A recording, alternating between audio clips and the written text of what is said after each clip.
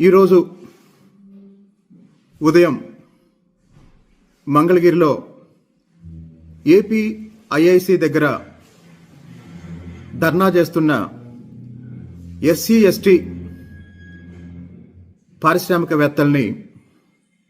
మన పోలీసులు అరెస్ట్ చేసి తాడేపల్లి పోలీస్ స్టేషన్కి తరలించారని వాళ్ళు నాకు సమాచారం ఇచ్చారు. అసలు ఈ ఎస్సీ ఎస్టీ పారిశ్రామికవేత్తలు ఎందుకు ధర్నా చేస్తున్నారు అంటే, ప్రభుత్వ ఎంఎస్ఎంఈ ప్రోత్సాహాల్లో భాగంగా ఈ ఎంఎస్ఎంఈలకు ఇవ్వాల్సిన, ముఖ్యంగా ఎస్సీ ఎస్టీ ఎంఎస్ఎంఈలకు ఇవ్వాల్సిన 700 కోట్ల రూపాయల సబ్సిడీ బకాయిల కోసం అప్పులు చేసి ఆస్తులు తాకట్టు పెట్టి ఏదో చిన్న చిన్న వ్యాపారాలు చేస్తున్న కొన్ని వేల మంది ఎస్సీ ఎస్టీ ఔత్సాహిక పారిశ్రామికవేత్తలు వాళ్ళకు రావాల్సిన బకాయిల గురించి గత కొన్ని నెలలుగా ప్రభుత్వంలో ఎంతమందిని కలిసినా వాళ్ళ సమస్య పరిష్కారం కాక చివరికి వాళ్ళు ఏపీఐఐసి ముందు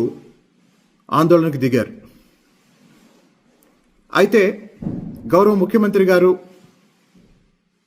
స్విట్జర్లాండ్లో ఉండటం,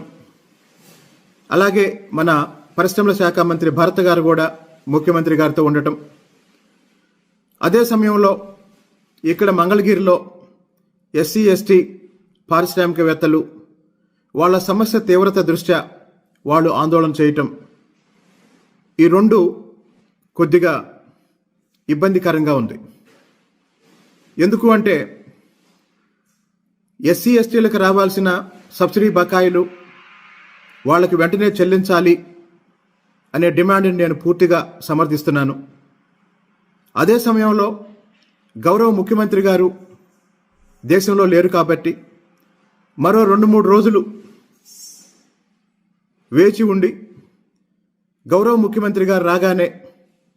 సమస్యని ముఖ్యమంత్రి గారి దృష్టికి తీసుకెళ్లి పెండింగ్ ఉన్నటువంటి సబ్సిడీ బకాయిల్ని వెంటనే ఎస్సీ ఎస్టీ ఎంఎస్ఎంఈ యజమానులకు అందించే విధంగా తగిన కార్యాచరణ రూపొందించమని ఎస్సీ ఎస్టీ పారిశ్రామికవేత్తల ఆందోళనకి నాయకత్వం వహిస్తున్న ఆ పెద్దలందరికీ నేను విజ్ఞప్తి చేస్తున్నాను.